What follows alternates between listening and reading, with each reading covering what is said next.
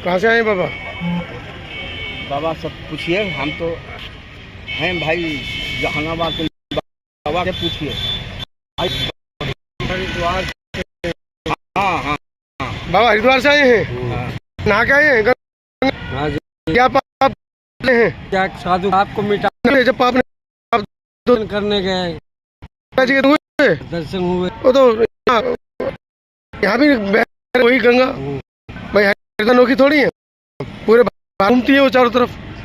क्यों आए वहाँ पे? क्या था? घूमने के लिए आए बुद्ध नगरी में, दर्शन करने आए। लेकिन अच्छा। बाबा आपके धर्मों में तो कहा गया है कि बुद्ध का चेहरा देखना पाप है, बुद्ध नहीं। दंडनीय है। ग्रंथों में तो ऐसा लिखा गया है। नहीं। फिर बुद्ध के दर्शन करने आप अपने धर्म के विरुद्ध कैसे जा रहे हैं? नहीं नहीं नहीं बाबा, आपके धर्म ग्रंथों में लिखा गया है कि बुद्ध दंडनीय है। आपके ग्रंथों में लिखा गया है उसका चेहरा देखना पाप है। खैर हम तो पढ़ा लिखा नहीं, अनपढ़ हैं। पढ़ा लिखा नहीं, अनपढ़ हैं। चलिए, क्या कहना चाहेंगे मानवता के लिए? आप आए हैं तो यहाँ पे। मैं तो ऐसे दर्शन करके मैं जा रहा हूँ अभी। चलिए। अब बाबा पूछ रहे थे कि कुछ मिलेगा, हाँ, तो हम बताना पानी की बोतल दिए ना? अच्छा ठीक है, वो दिए, आप अच्छा किए पानी को, लेकिन हम कहना चाह रहे हैं जी कि यहाँ तो मिलेगा। हाँ यहाँ का मिलेगा से बता देता हूँ हाँ। मैं बाबा को जी। पहले तो है कि 1949 एक्ट जो है खत्म कर, इनको 1900 समझ पहले हैं बाबा, हम मानते हैं। तो इस यहाँ सभा में बैठेंगे काहे नहीं?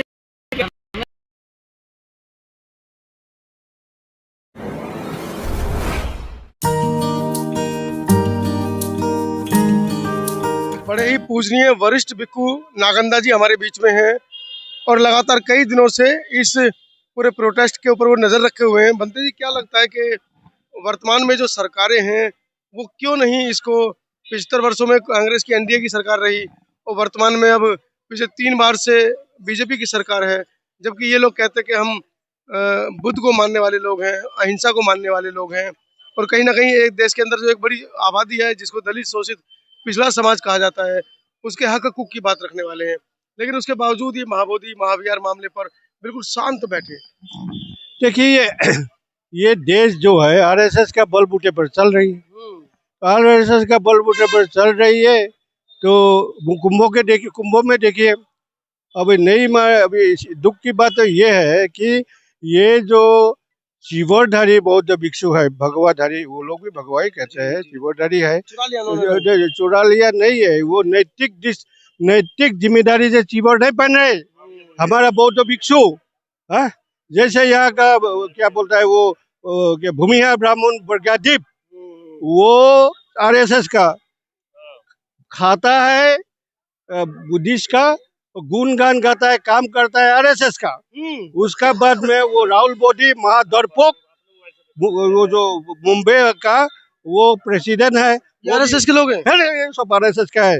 हर्ष बोधी वो भी आरएसएस का है। बड़ा आरोप लगा। अरे लगातार साबित नहीं कर पाएंगे, ताकत नहीं पे पड़ा, छिप के ये लोग करता है। इसका कार्य गिर जाए। और जो हर्षवर्धन जो है उनका बात मानने से वो यहाँ रहेगा, उनका बात नहीं मैंने भाग्य नहीं ना, कुछ दिन आगे अलग है, उनका तरीका अलग है, ये है वो है, नहीं बोला। वो कह रहे हैं कि अभी हमारे भिक्खु संघ में आपस में चर्चा नहीं हुई है। मैंने पूछा कि 26-27 दिन हो गए, आपने भिक्खु संघ की चर्चा क्यों नहीं की? तो कह रहे हम सब लोग बात कर रहे हैं। नहीं, ये जो है वो उनका अलग होगा, कोई उनका अपना, उनका पीछे चलने वाला। हमको बोलता है आप मेरा साथ रहिए, मैं क्यों रहूं तेरा साथ? मैं क्यों रहूं तेरा साथ? मैं अपना मैं जानता हूँ, मैं उसी के मुताबिक चलूंगा, राय देखूंगा, क्यों उनका तेरा साथ रहूंगा। और ये जो है, ये जो इनका जो बंगाली है, ये कहता है वो उनका संघनायक अखिल भारतीय भिक्षु संघ का, वो संघनायक वो भी पहले नक्सलिस्ट था, वो भी आरएसएस का आदमी है। तो जो भी है यहाँ क्यों नहीं आया? तो यहाँ नहीं आने का मतलब बामन मिश्रा ने, विलास खरात ने ये प्रज्ञादीप का अगेंस्ट में कुछ लिखने के बाद में लोगों को अखिल भारतीय भिक्षु संघ को इनके ऊपर एक्शन होना चाहिए, उनको बहिष्कार करना चाहिए, वो लिखा। लिखने का वजह से ये क्या कहे, विलास खरात से नाराज है। बनते ही समस्या सभी बता रहे, समाधान क्या है? समाधान देखो, समाधान अभी हमारा अंदर ही जो हमारा घर का दुश्मनी इतना तगड़ा है, हाँ अच्छा, तो बाहर वाले से लड़ लेंगे, घर वाले से नहीं लड़ पा रहे हैं। हाँ अभी बार बार से लड़ रहे हैं तो हम लोग सोचता है कि एक है, अभी बचने का समय ये आगे एक एक एक करके निकल रहा बाहर वाले की पहचान है, घर वाले की पहचान नहीं हो रही है, है। पहचान नहीं हो रहा है ये लोग। अभी मैं कह रहा हूँ तो लोग विश्वास नहीं होगा। हाँ मैं पहचान रहा हूँ इन लोगों को। ये अभी ये क्यों नहीं आया और सवाल ये उठता है, सवाल उठता है। हाँ सवाल तो उठता है, हाँ।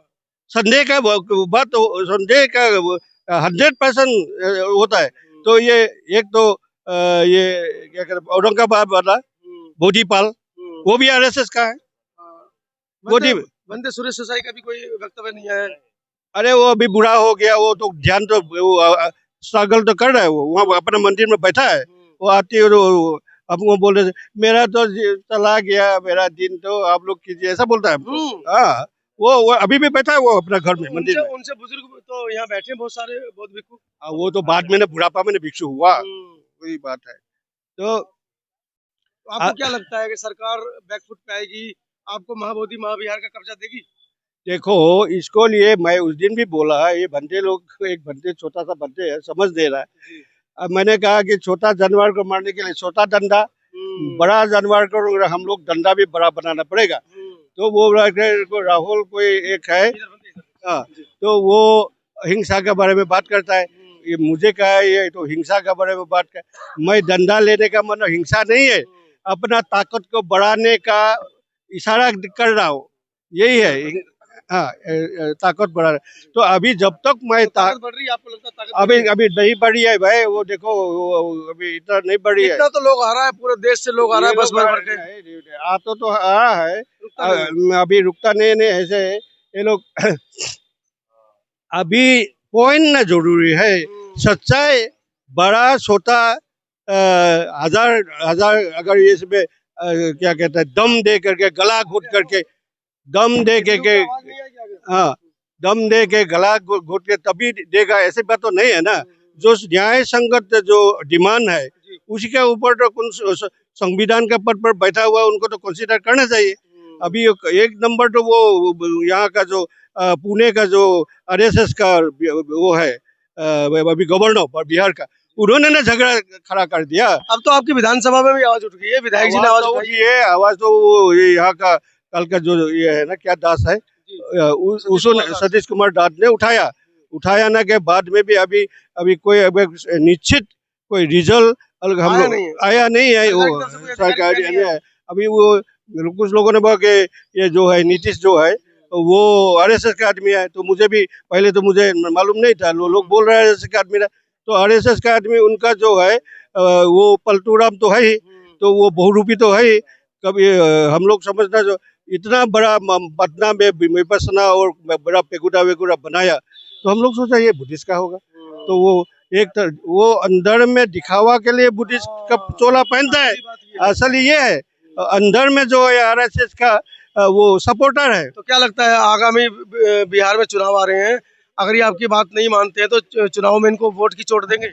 अभी देखो यहाँ का बिहारी लोग, अभी हम लोग तो बिहार में जितना भी बिहार वासी है तो वो जितना भी ओबीसी वगैरह है, यादव वगैरह है, कुर्मी वगैरह है, तो कुर्मी तो नीतीश खुटी है, तो 7 एमएलए तो उनका अपना है ही, तो बाकी तो यादव लोगों का है, तो उस पर हम लोग कार्य करना पड़ेगा तो उनको कोई मुश्किल नहीं है, क्योंकि वो अगर ये और भी ये ब्राह्मणवादी का भी बहुत जोर बोलबाला है, तो इसीलिए अगर पहाड़ जहाँ भी करना पड़े, मेरा विचार में जहाँ भी करना पड़े प्रहार, अगर यहाँ का कोई बौद्ध भिक्षु है और यहाँ अभी कुछ अगर कोई बुद्धिस्ट का सपोर्ट जैसे दास है, इस तरह का कोई बुद्धिस्ट का समर्थक है, तो उन लोगों के साथ मिल करके हम जहाँ प्रहार करना है करना पड़ेगा, नहीं करने से नहीं होगा। तो अगर ये जो बहरा है सुनता नहीं है, सुनते हुए भी तो झपट लगाना पड़ेगा तभी ना सुनेगा। बैठा है सुनते हुए भी।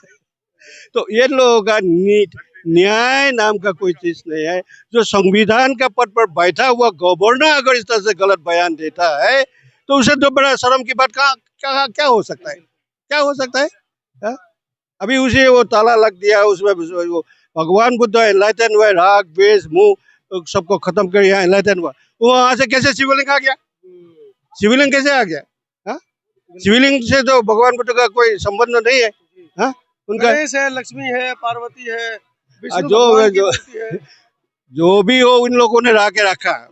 हमारा बुद्धिस्ट रखा तो पहले तो ये जो पहले ये अपने कब्जे में लेना है।